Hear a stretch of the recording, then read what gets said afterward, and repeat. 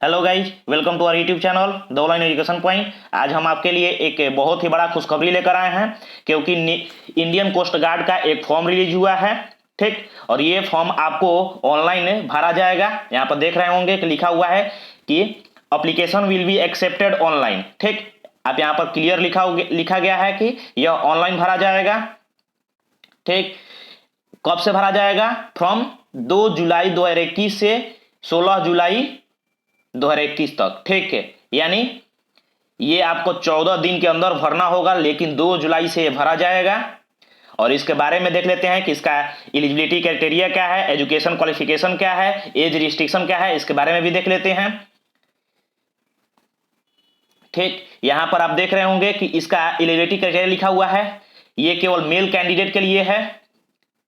यहां पर आप देख लीजिएगा, ये केवल मेल कैंडिडेट्स के लिए है। ठीक, और क्वालिफिकेशन में क्या क्या क्या है ये भी देख लेते हैं। आपको 12th पास होना चाहिए किसी भी मान्यता प्राप्त बोर्ड से। ठीक है, किसी भी मान्यता प्राप्त बोर्ड से 12th पास होना चाहिए नाविक जनरल ड्यूटी के लिए। और जो नाविक के डोमेस्टिक ब्रांच है वो 10th पास होना चाहिए किसी भी मान्यता प्राप्त बोर्ड से। यांत्रिक के लिए आपको 10th पास होना चाहिए, साथ ही साथ diploma in electric mechanical electronic and telecommunication, यानी रेडियो एंड पावर जो होता है टेलीकम्युनिकेशन में। ठीक, तो ये आपको होना चाहिए। यदि आपके पास है तो आप यांत्रिक के लिए एलिजिबल है, आप इस यांत्रिक का फॉर्म भी डाल सकते हैं। ठीक, और नीचे आपको यहाँ पर एज के बारे में लिखा हुआ है। एज के रिस्ट्रिक्शन है 18 से 22 साल तक, यानी जिन कैंडिडेट का 18 से 22 साल है उनका 10th या 12th कंप्लीट है तो वो भर सकते हैं। ठीक, यहां पर आप देख रहे होंगे कि यहां पर लिखा गया है डेट ऑफ बर्थ कब से कब चलेगा। तो 1 फरवरी 2000 से 31 जनवरी 2004 तक ये भरा जाएगा। यानी 1 फरवरी 2000 से 31 जैन यानी जनवरी 2004 के बीच में जिनका भी डेट ऑफ बर्थ है वो भर सकते हैं।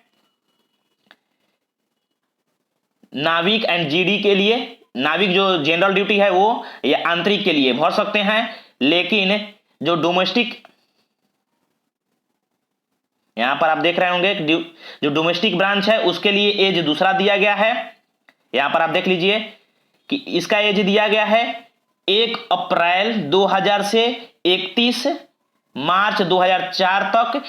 जिनका भी डेट ऑफ बर्थ है इन दोनों डेट के बीच में जिनका भी डेट ऑफ बर्थ आता है तो आप ये नाविक डोमेस्टिक ब्रांच के लिए भर सकते हैं। ठीक, ये तीनों के लिए अलग अलग डेट है, आप यहां पर ध्यान से देख लीजिएगा अपना डेट ऑफ बर्थ है। ठीक, और इस डेट ऑफ बर्थ में, इस एज में आपको रिलैक्सेशन भी मिलेगा। 5 साल तक आपको रिलैक्सेशन भी मिलेगा, यानी छूट भी मिलेगा। किसके किसके लिए? एससी और एसटी के लिए। एंड 3 साल ओबीसी के लिए जो नॉन क्रीमी है।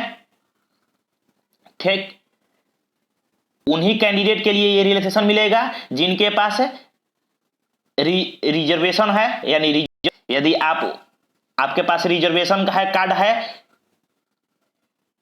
आपके पास जाति कार्ड, तो आप इसके लिए अप्लाई कर सकते हैं। ठीक, आपको एज रिलैक्सेशन मिल जाएगा। ठीक, और यहां पर पोस्ट देख लेते हैं कितने पोस्ट हैं।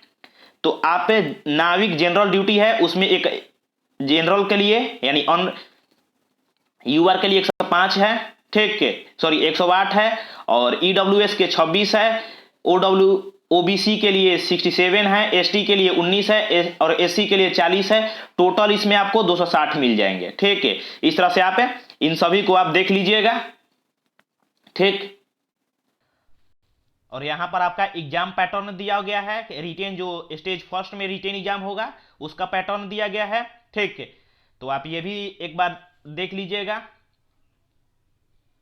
मैं आपको ये पीडीएफ टेलीग्राम पर डाल दूंगा, आप यहां डाउनलोड करके आप इसे पढ़ सकते हैं। ठीक, अब यहां पर आप फिजिकल फिटनेस टेस्ट के बारे में यानी पीएफटी के बारे में देख लेते हैं।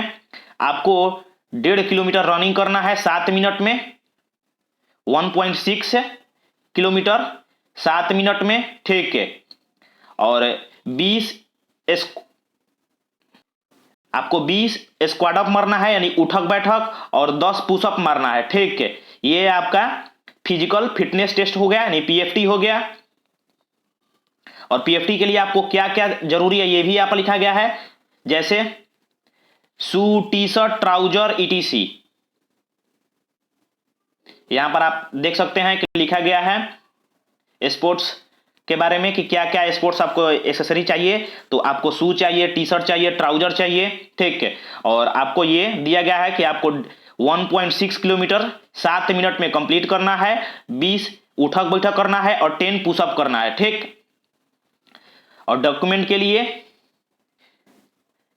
आप जो भी डॉक्यूमेंट आप देते हैं ऑनलाइन एग्जाम को और इस एप्लीकेशन को भरने के लिए, आपको एग्जैक्ट डॉक्यूमेंट पर डेट होना चाहिए, ठीक है। जैसे आप 10th का दे रहे हैं तो 10th में आपका डेट ऑफ बर्थ होना चाहिए, सेम नाम होना चाहिए, फादर नेम सेम होना चाहिए, ठीक। यदि आपको थोड़ी सी भी गलती है, एरर हो गई, तो आपका एप्लीकेशन रिजेक्ट हो जाएगा।